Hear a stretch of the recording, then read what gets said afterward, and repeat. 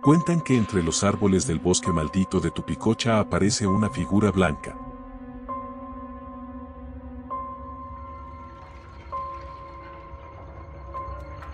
Una mujer con ojos brillantes que te observa en silencio.